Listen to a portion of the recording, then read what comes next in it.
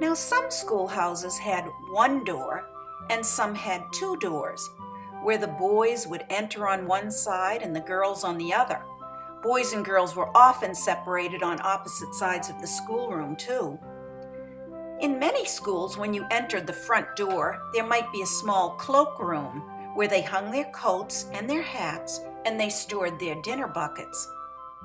Let's look inside a very early schoolhouse, way back in the 1800s. In this painting, called The Country School by Winslow Homer, desks were slabs of wood that were fastened to the walls. The scholars sat facing the walls with their backs facing the teacher, and she taught from the front of the room. They would have to turn around to read or recite for the teacher. You can see in this painting that the boys and girls actually sat on separate sides of the room.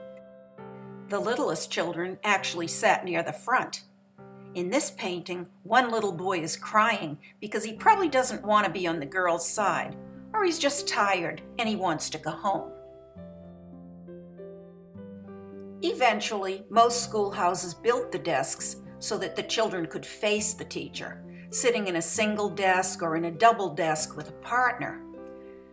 If you look around the room, you'll see that there are many windows to let in as much light as possible, because for much of the country school era, there was no electricity, and that was the only light they had. On the very sunniest days, there might be curtains or shades that they could pull to help block the sun. Attached to the walls, there was usually a blackboard that could be made of wood that was painted black so that the teacher could simply write their lessons with chalk, or if they were very lucky, the school might have blackboards that were made of slate, which was a very strong black stone. On these beautiful smooth blackboards, those teachers could write a lesson, erase a lesson, and write another one, or they could call the groups up to work right at the board.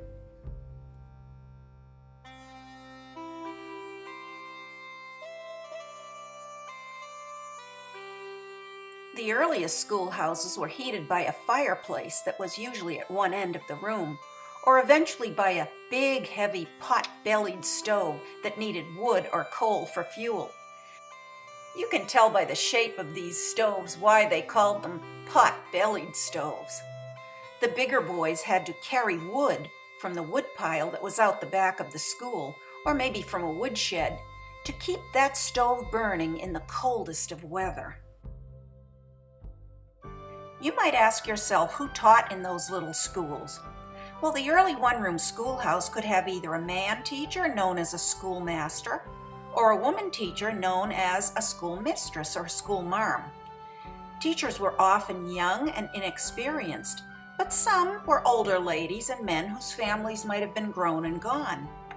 They worked very hard to teach all those children who actually ranged in age from about 4 years old to even 18 years old or older.